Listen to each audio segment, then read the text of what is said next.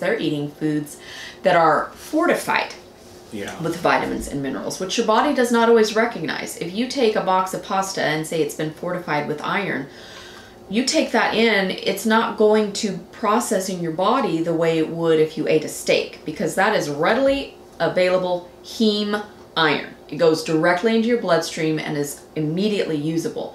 Your body does not have to change it into some other compound to work on the to then become stuff. a usable form of iron. Right. So, Right. and a lot of times too, there's been a lot of information, especially recently, that the RDA needs to be changed for people who practice a different lifestyle, because the RDA requirements that we have right now are based on people who are practicing the standard American diet, and not everyone is doing that anymore, even people who are vegans.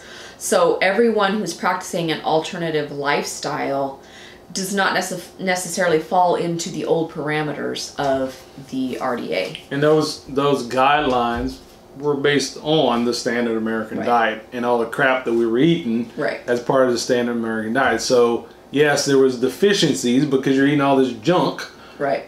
just as part of our standard American diet. And so yes, you need to get all this stuff supplemented and whatever. Exactly. But again, as Sarah mentioned, if you're doing keto, I mean, you're eating whole foods. You're Well, and eating... it's got a picture of oranges, so I can assume that they may be also talking about scurvy, but I have never personally known anyone practicing the ketogenic diet that has gotten scurvy from lack of vitamin C.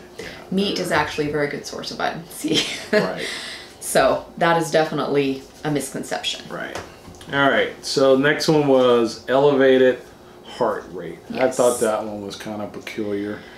Well, you know, your heart rate can become elevated anytime that you are practicing a diet of any kind. Because, any diet. Okay. Because you're revving up your metabolism, and likewise your heart rate can become elevated to, you know, go along with that. So anytime you're in a weight loss situation where your body is actively losing weight, that can elevate your heart rate. So that's not necessarily just a correlation with the ketogenic diet. That can be any weight loss program that you undergo, because your body is undergoing metabolic changes, which then can change blood pressure and heart rate temporarily.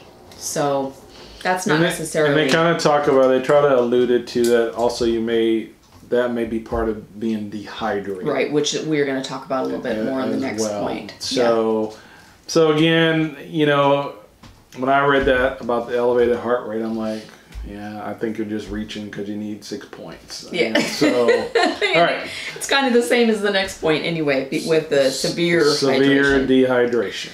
Okay. So I don't know anyone that would allow